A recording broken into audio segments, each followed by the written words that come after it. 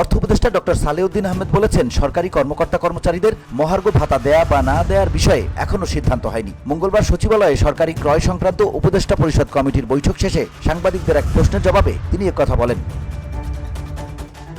সরকারি চাকরিজীবীরা কি মহার্ঘ ভাতা পাচ্ছেন? সাংবাদিকদের এমন প্রশ্নের জবাবে সালেউদ্দিন আহমেদ বলেন, মহার্ঘ ভাতার বিষয়ে এখনো আমরা কোনো সিদ্ধান্ত নেইনি। তাহলে কি মহার্ঘ ভাতার বিষয় থেকে সরকার সরে আসছে? এমন আরেক প্রশ্নের জবাবে অর্থ উপদেষ্টা বলেন, মহার্ঘ ভাতার ঘোষণা কে দিল? কে দিয়েছে ঘোষণা আমি জানি না। অর্থ মন্ত্রণালয়ের কাছে বিষয়টা এলে তারপর সিদ্ধান্ত নেবে দেব কি দেব না, কত দেব, তারপর ঘোষণা দেব।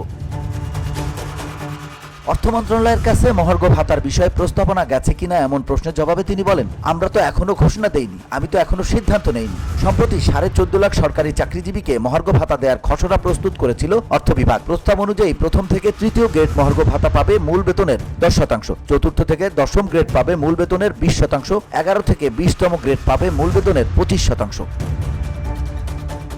সর্বনিম্ন বেতন বৃদ্ধি 4,000 টাকা, সর্বোচ্চ বেতন বাড়বে 7,800 টাকা। কোনো চাকরিজীবী 4,000 টাকার কম মহার্ঘ ভাতা পাবেন না। তবে মহার্ঘ ভাতা কার্যকর হওয়ার পর আর বহাল থাকবে না আগের সরকারের দেয়া 5% বিশেষ প্রণোদনা সুবিধা।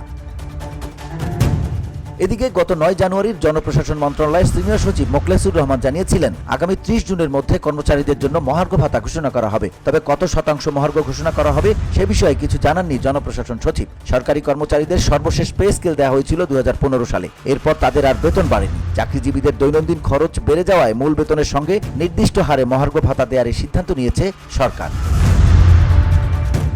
ভিওটি বাংলা নিউজ ডেস্ক।